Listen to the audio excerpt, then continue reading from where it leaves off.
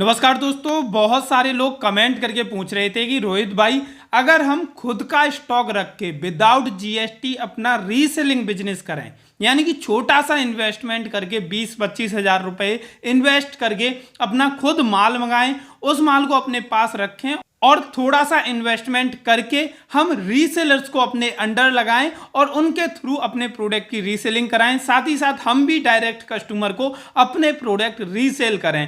तो ये आइडिया किस तरीके से काम करेगा और इसे कैसे हम स्टार्ट कर सकते हैं, क्या इसमें सच में कोई प्रॉफिट हो सकता है, क्या हम ऐसे छोटे से स्टेज से छोटे से अमाउंट से खुद स्टॉक को रखकर विदाउट जीएसटी बिजनेस को स्टार्ट करके एक बड़े स्टेज पर ले जा सकते हैं, और बड़े स्टेज पर किस तरीके से आप लोग इस प्लान को ले जा सकते हैं, उसकी बात आज की इस वीडियो में करने वाली हैं।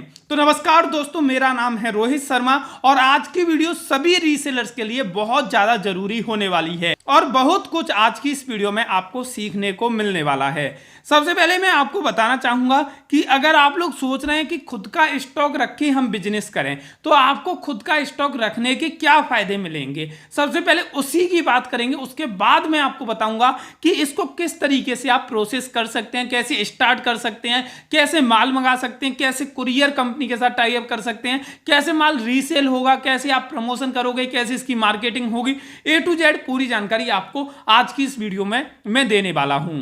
सबसे पहले होलसेल में माल खरीदने के सबसे बड़ा फायदा यह है कि आपको जो रेट मिलती है प्रोडक्ट की, वो सबसे निचले स्तर की रेट मिलती है, क्योंकि आप अगर माल खरीदोगे, खुद का माल रखोगे, तो आप उस माल को सबसे पहले मैन्युफैक्चरर से खरीदोगे। मैन्युफैक्चरर लास्ट पर्सन होता है जो कि सबसे सस्ता प्रोडक्ट आपको प्रोवाइड कर सकता है, तो आपको सबसे सस्ती रेट मिलेंगी। दूसरी चीज कि जब आप मैन्युफैक्चरर के साथ टाई अप करोगे, उसके साथ डील करोगे, तो आप जिस तरह का आर्टिकल बनवाना चाहो, जैसा प्रोडक्ट बनवाना चाहो, जैसी डिजाइन चाहो, वैसी वो आपको बना के दे सकता है। यानी कि यहां पे कोई ऐसा नहीं कि उसके पास सैंपल है, बल्कि मैन्युफैक्चरर ये कहता है आप अपनी डिजाइन बताओ, हम वैसा बना के आपके लिए रेडी कर देंगे। तो आप ऐसे ऐसे आर्टिकल बनवा सकते हैं जो कि मार्केट में किसी के भी पास नहीं होंगे, और किसी का भी इजीली आप लगभग कॉपी उसका बनवा सकते हैं, उसके जैसा बनवा सकते हैं, तो आप आसानी से वो भी काम करा सकते हैं। इसके अलावा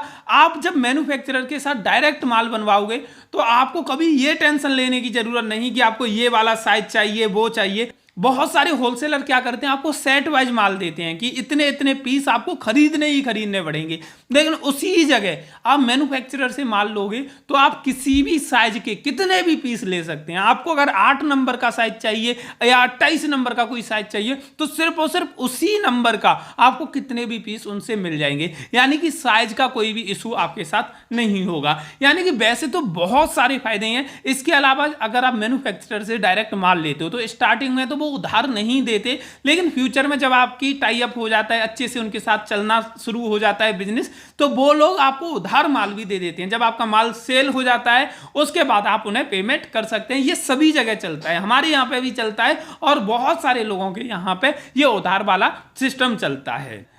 अगर आप अपने पास माल रख के रीसेलिंग बिजनेस करना चाहते हैं, तो सबसे बढ़िया चीज आप लोगों के लिए होने वाली है, लेकिन आप कितने रुपए तक का माल रखें, कितनी वैरायटी रखें, वो मैं अब आपको बताता हूं।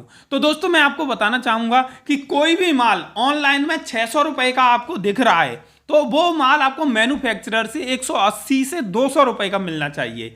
यानी कि 200 रुपए वाले माल को आप 600 का सेल कर सको, इतनी काबिलियत आपके अंदर होनी चाहिए और इतना सस्ता प्रोडक्ट आपको मिलना चाहिए। दूसरी चीज, प्रोडक्ट की जो क्वालिटी हो, बहुत ही ज्यादा एडवांस क्वालिटी होनी चाहिए।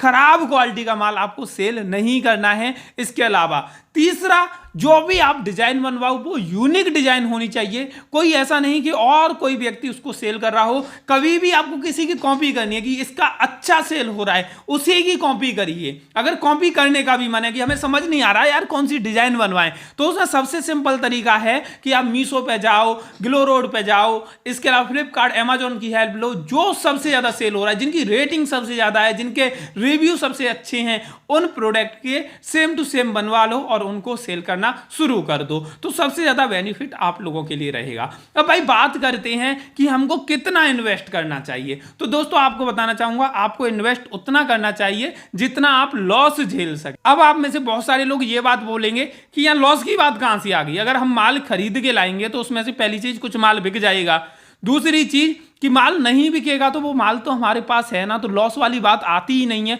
तो ये सच बात है। इसमें जो लॉस होता है बाई चांस, आप चारों तरफ से कुछ भी नहीं जानते, कुछ भी नहीं पता, जब आपका लॉस होगा। अगर आपको नॉलेज है, आपने रीसेलिंग की, आपको पता है कस्टमर क्या पसंद करता है, क्या चीजें चाहता है, तो आप इसमें लॉस में नहीं बल्कि प्रॉफिट में जाओगे। अब भाई आपको जो स्टार्टिंग करनी है मेरे पॉइंट ऑफ व्यू से 25 से 30 हजार रुपए लगाइए, 25 से 30 हजार रुपए से स्टार्टिंग करिए। और आप ध्यान रखिए, अगर आप 25 से 30 हजार रुपए लगा रहे हो तो कम से कम 70 से 80 हजार रुपए टोटल सेल होनी चाहिए, यानी कि आपका लगभग 50% का नेट प्रॉफिट आपका निकलना चाहिए। तो 50% से ज्यादा प्रॉफिट निकालने की कोशिश करिए। लगभग 25 हजार का खरीद रहे हो तो 70 हजार की टोटल सेल होनी चाहिए, जिसमें से 25 हजार रुपए आपका नेट प्रॉफिट होना ही होना चाहिए। अब भाई बात करते हैं कि किस तरीके से आप इसको स्टार्ट कर सकते हैं, कैसे माल खरीदोगे और क्या क्या चीजें करोगे, वो पॉइंट वाइज पॉइंट में आपको समझाता चलता हूं। सबसे पहले आपको काम करना है अच्छे मैन्युफैक्चरर ढूंढना, उन मैन्युफैक्चरर के पास जाना, माल को देखना। तीसरा, उनको ऑनलाइन सर्च करना, रेट को कंपेयर करना, क्वालिटी को कंपेयर करना, रिव्यू को कंपेयर करना, और उसके बाद आपको फाइनल उनसे वो वाली रेट लगवानी है जो रेट कोई सपने में भी नहीं सोच सकता। अच्छी रेट लगवाइए, उसके बाद 25 हजार का 20 हजार का माल अपने घर पे लाइए, पैकिंग मटेरियल लेके आइए, और उसके बाद दूसरा स्टेप आपको लेना है उन प्रोडक्ट को सेल करने का। प्रोडक्ट को सेल करने से पहले आपको प्रोडक्ट के फोटोशूट चाहिए होंगे आपको, लेकिन आज के टाइम पे हर चीज के फोटोशूट मैन्युफैक्चरर प्रोवाइड कर देता है। अगर मैन्युफैक्चरर नहीं दे पा रहा है तो गूगल लेंस का यूज करके गूगल पे बहुत सारे फोटोशूट आपको मिल जाएंगे आपके ही प्रोडक्ट के। उन फोटोशूट को डाउनलोड करिए, डाउनलोड करने के बाद आप अपना डिस्क्रिप्शन बनाइए, एक रेट फाइनल करिए। रेट कैसे फाइनल करोगे, कोई प्रोडक्ट आपको 200 का मिला, 200 का आपके पास आया, उसके बाद आप उस पर कितना खर्चा कर दोगे। जैसे डिलीवरी होगी तो 50 रुपए डिलीवरी चार्ज लग जाएगा, तो हमारा प्रोडक्ट 250 का हो गया। 10 रुपए पैकिंग के लग जाएंगे तो 260 का हो गया। अब इस पे मार्जिन कितना लेना चाहते हो, जैसे आप 499 का सेल करना चाहते हो तो आपने एक फाइनल कॉस्ट कैलकुलेट कर ली कि इतना हमारा खर्चा होने वाला है, और हमें final selling rate find out करनी है कि हम इसे कितने का बेचना चाह रहे हैं, और उसके बाद हमारा प्रॉफिट भी वहां पर पता चल जाएगा कि लगभग हमें 150-200 रुपए पर ऑर्डर पर प्रॉफिट हो ही जाएगा।